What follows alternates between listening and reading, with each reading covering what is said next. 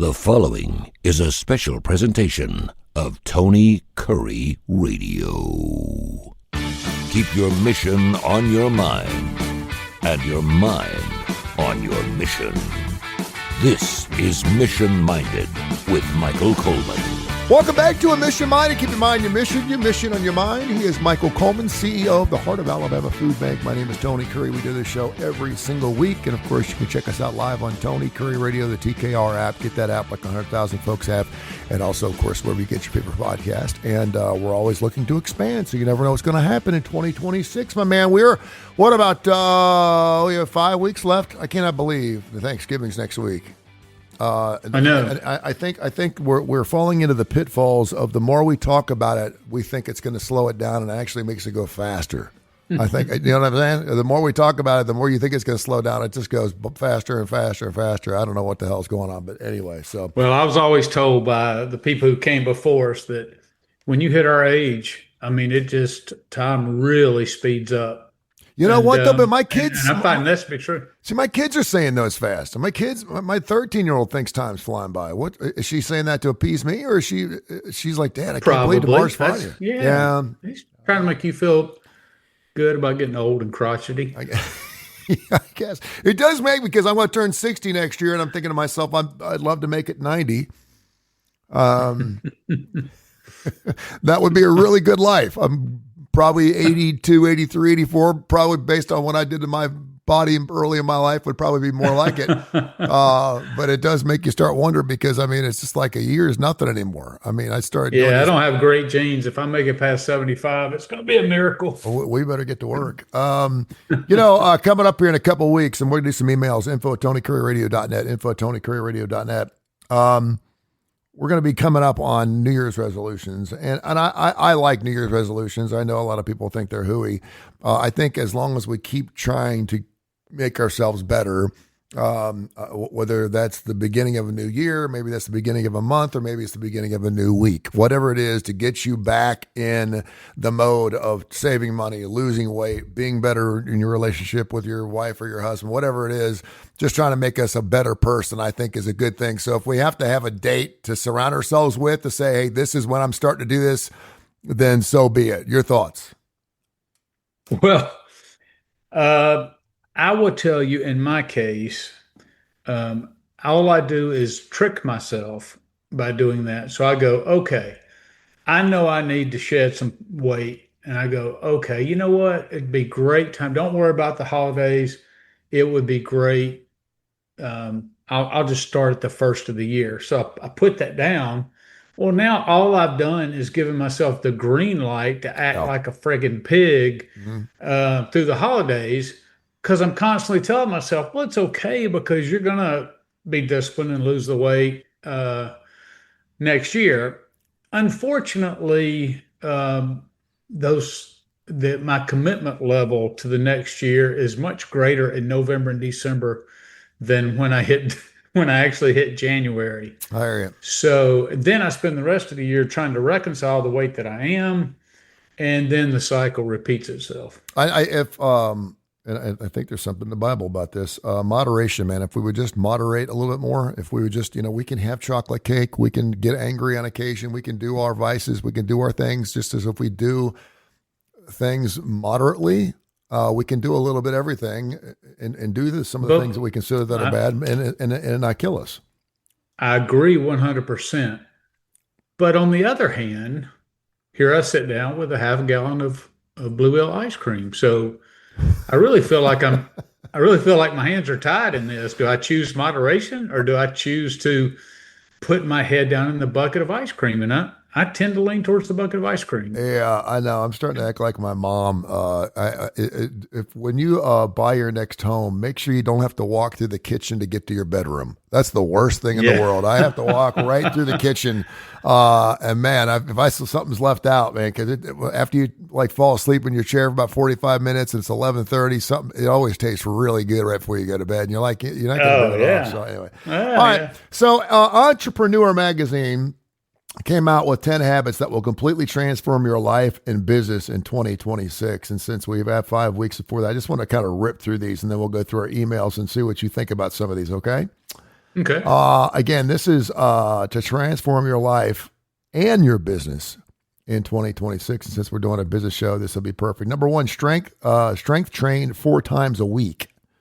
Muscle is longevity currency. It supports your metabolism, hormones, and confidence. As we age, resistance training is the single most effective way to stay strong, mobile, and injury-free. Yeah, I've heard more and more reports about that. You know, but I will tell you, I'm not necessarily skeptical of that. It makes sense because we lose muscle mass as we get older. So, doing resistance training is not a bad way because it's not the same as picking up weights and possibly hurting yourself. Doesn't put as much strain on the body, but it still can work muscles. Um, Here's how I feel about the science world. I I wholeheartely believe in it, and so you'll get a study that comes out like in the 80s and 90s, all about cardio. Got it, aerobic exercises, and of course, weightlifting is anaerobic, Mhm. and um, so now the pendulum kind of swings, and when you get a study out and it goes, oh, we thought all these years it was this. Now studies are showing this. Yep. So what I feel is that we do these studies and they're valuable. We learn things, but if everybody begins to switch and change over here to this, then we know it's just a matter of time. Like the science never settles on what's good for health and all that other kind of stuff. Yeah. Well, Uh, I mean, it, it comes down to something very, very basic, and that is take in less than what you burn. Period. that's what I'm saying. Yes, yes. That's not even science. That is just it. If you burn 2,500 calories, don't take in more than 2,500. You won't gain weight. Period. If you want to lose weight, burn some more, and if you want to gain weight, then burn some more. That's right. Now my head's back in the bucket of the ice cream again. Exactly. So you see, I understand that. And again, I think, we always talk about if you really want to get healthy, if you haven't been healthy your entire life, good luck.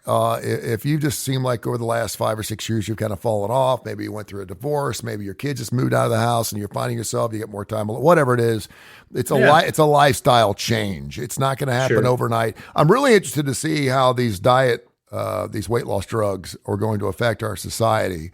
I was talking to my doctor this morning. I know you actually went to a doctor today. That was one of the reasons I want to go through this.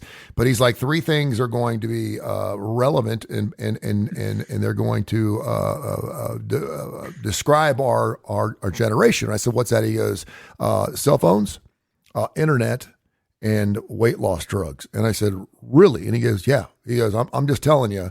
Over the next 5 to 10 years, you'll be able to walk in someplace and say, "I want to weigh 153 pounds." And no matter what you weigh, they're going to put you on, tell you exactly what you need to eat and whatever, and they're going to shoot you. And next thing you know, you're going to gain weight. The problem is obesity is a disease of the mind and the body, and we think these things. I love to eat. I've been on Wegovy. I've been on Monjaro. I've been on that stuff. And you'll lose 20 pounds in a month. It's amazing. You're just not hungry. I mean, it's like right. when you don't take a drug, your stomach burns and you feel like crap and you want to eat and you get grouchy. This stuff knocks all that out. You don't have any problem. Right. It's amazing. But there's sometimes when I go to a rib joint and I want to eat ribs and I can only eat 2 or 3 ribs. Because it paralyzes your digestive system and doesn't allow you to want to be hungry. And again, it works great. And quite frankly, And they don't know yet the long-term side exactly. effects. That's what I was going to say. And we know that 60-something% of people that get on it have some type of problem, whether they get really sick or you get nauseous. And look, I did them as well, and I had good success with it. But I just couldn't overcome the long-term side effects. But they just recently announced that because it's always about the price as well. It just came so down. Many people can't afford it. It came down, but they're talking about now that in the spring the FDA is expected to approve that in a pill form, and so you won't have to have injectables. And they're expected to, if you get the prescription, just like you can get it exactly from the buy it directly from, I think it's Lilly is the Mhm. manufacturer, Yep. pharmaceuticals. You can buy it directly for them for like $150. So it's going to be much less than the injections. Don't have any idea. I'm interested in trying it just to see if the side effects Yep. are still there, the nausea and all that, or can I tolerate them better? I went to a site that my doctor actually runs, and they will sell you the solution in powder form, and then you take that Oh, in a vial, and it's $49 oh, wow. for eight shots. And now you still have to take a shot, but you go in there and he fills the thing up there, and he prescribes you what you should be doing, and it's $49, and it works the same exact Hmm. way as the other stuff. But he came in today. And he's like, "Hey, you can still do that stuff." And he said, I said, well, "What do you do when you get off of it?" Because everyone wants this, like going to the gym. You want to try to lose a couple pounds before you actually start going to the gym, which is ridiculous. Yeah. You go to the gym to lose weight. You don't want to start looking good before you go to the gym. You're not there to meet somebody, for gosh sakes. You go in there because you want to lose weight. And so a lot of In people, theory, yeah. yeah, a lot of people will get a jump start, and then they think, okay, when I get off of it, then I'm at the weight I want to be at, and now I can change the way I eat. It doesn't work that way. It doesn't work. Yeah. It don't Yeah. work. That's true. It don't work up here. Yeah. If anything, you starve your body, and your body's hungry as all get out. I don't know about you, but man, when I got off of the stuff about a week later, I couldn't stop eating. I mean, Yeah. I mean, it I comes mean, I back. was Yeah. starving. I mean, my body was, Yeah. I was starving. Okay. Go zone 5 heart rate once per week. Dr. Stacy Sims calls high intensity training brain fertilizer. Pushing into zone 5, that super hard exertion effort that makes you breathless, improves cognition, bone density, and mitochondrial functions. Okay. Oh, and again, that goes with. Well, I get breathless every single morning. Of course, I'm tying my shoes, Yeah. so I'm not sure that's what they're talking about, Yeah. but I'm willing to count that. But I will tell you, eh, we've known this for a long time that something as simple as walking, and you'll have studies that come out that go, if you just walk, and then sometimes they go, you got to do a brisk walk of 45 minutes. But then there's others that say, just 10 minutes out every day, Mhm. just something that gets the blood stirring, Yeah. that it has all these effects to it. Speaking, while we're in the health thing, it was really fascinating because you hear things like antioxidants, Mhm. okay, and oh, it's chocolate or whatever. Oh, it's chock full of antioxidants, and grapes chock full of antioxidants. And of course, I have no idea what that means. I know it's supposed to be good. You're using Yeah. it in the context of good, but speaking of studies, they were talking about orange juice, and a lot of times people stay away from juice because um, it's got a lot of carbs in it or whatever. A lot of calories. And yeah, relatively speaking to what you get. But the study came out about orange juice. I thought it was really interesting that it was shown to alter over 1,700 genes. Um, and I never thought about things like this. And what it did was, and I'm not even going to pretend like that I can explain this, Yeah. but if it had the effect of antioxidants, which makes genes healthier, stronger, whatever it is. So they measured a study of just drinking orange juice once a day. Oh, And, but we tend to focus on what we see, which is like, oh yeah, the calories. You don't want to drink that because it's yeah. got calories.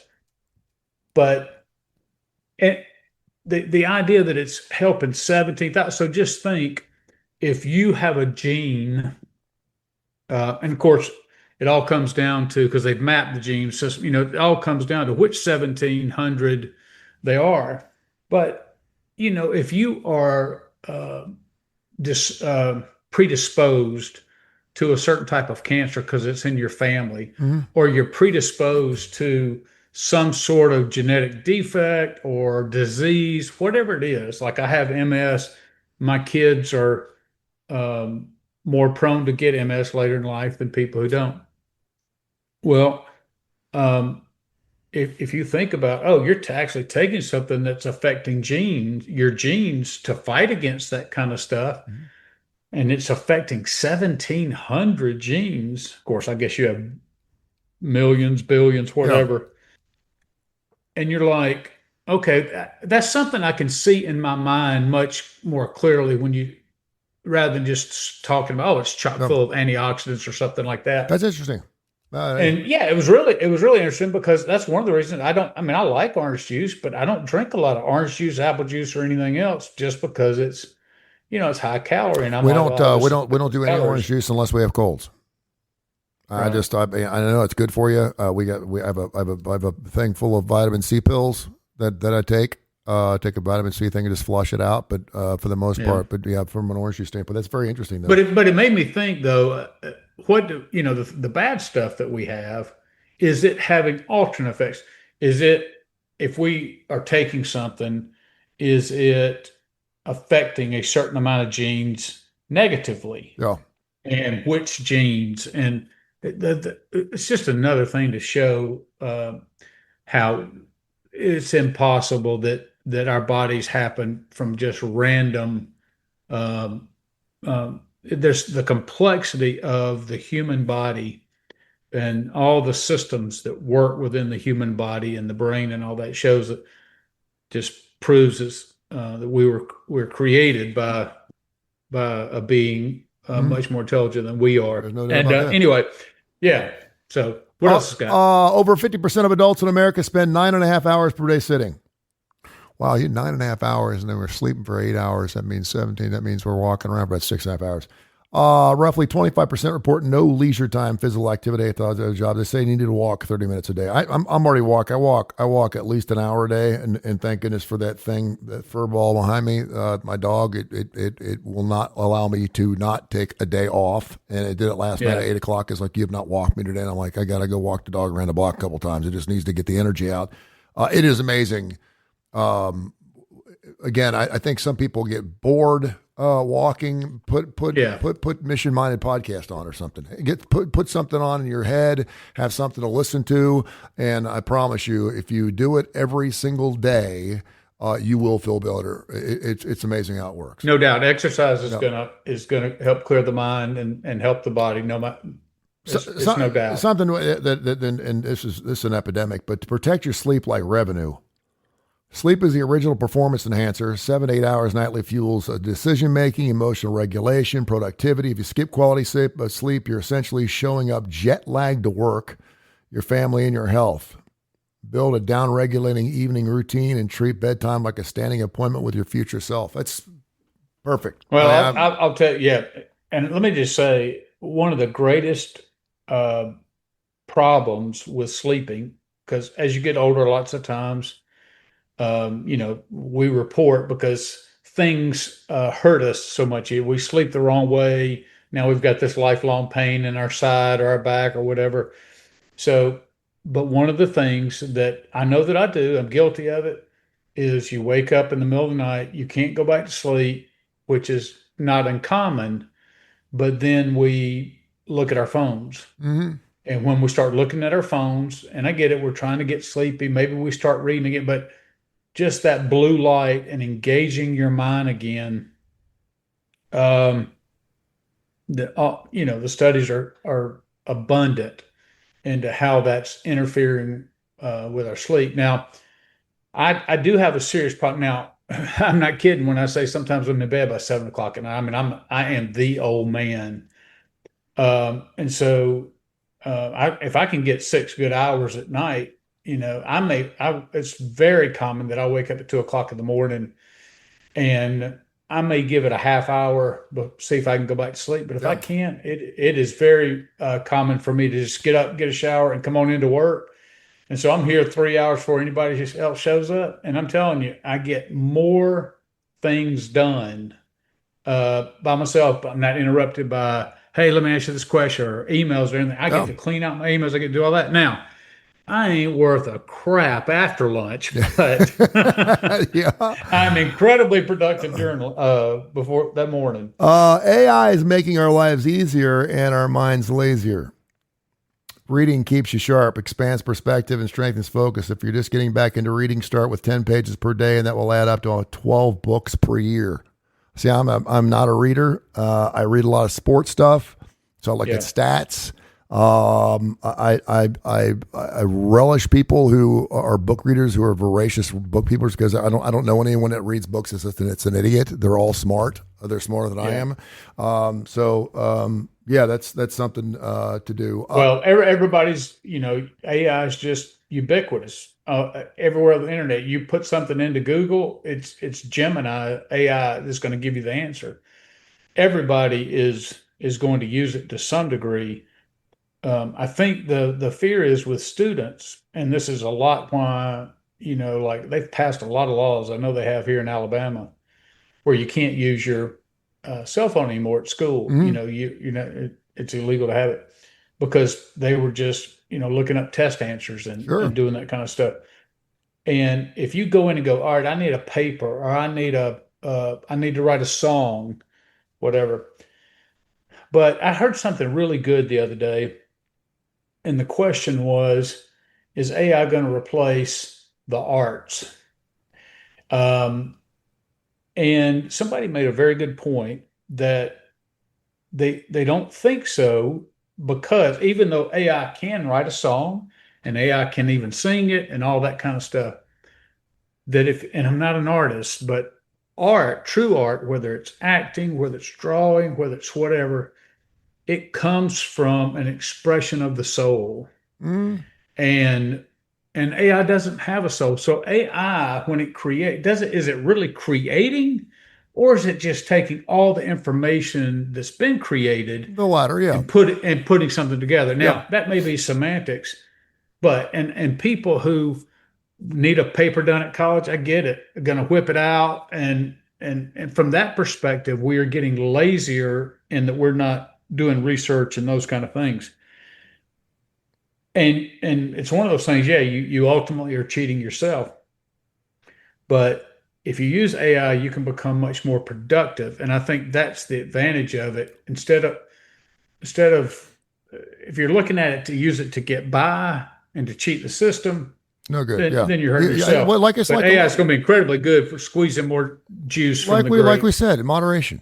I mean, it's great. I mean, if you write a paper and go, I want to make it a little bit better, and you want to use AI to do that, intense it, but do the work. And I thought it was interesting. I heard something driving in this morning about how they're imploring people, adults, to not allow your children to get toys that use AI for the holidays. This will be the first Christmas where AI is a part of everything. And now you've got everything that is, whether it's a Furby, Pet Rocks, whatever, they're all in their Bluetooth. And so everything's got internet on it. And first of all, they're super easy to trace. So if your kid gets something with a phone or whatever, you think it's difficult enough. You get enough text messages from someone saying, hey, you didn't pay your power bill. And you're like, well, sure I did. And next thing you know, they want you to go ahead and make a deposit into someone's account, blah, blah, blah, blah. And half of us fall for it. Just think what they're doing to your kids, through AI. So be careful. Real quick, eat real foods. The cleaner your inputs, the clearer your outputs. Prioritize protein, fibers, and whole foods, and limit the packages and processed foods. I would tell you they're really. Oh, I'm sorry. Go ahead. And this is something you probably already know about, but you can't go wrong by eating fruits and greens. And again, and the food bank systems are working real hard on that. And I would tell you what they're really kind of making a distinction about now is the difference between processed food and ultra processed food.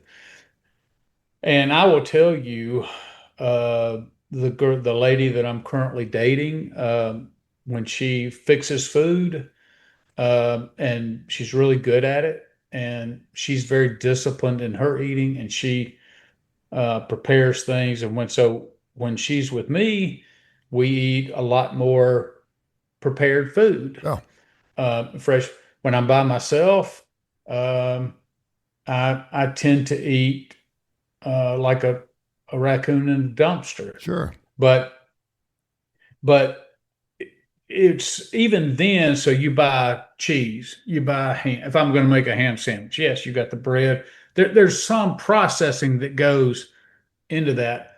But when you look into the box of let's say hamburger helper or something, so you've got the new, and for all of that to go into a box and all the mix and all that, that may be something that they refer to as ultra processed. So it's got so many more chemicals.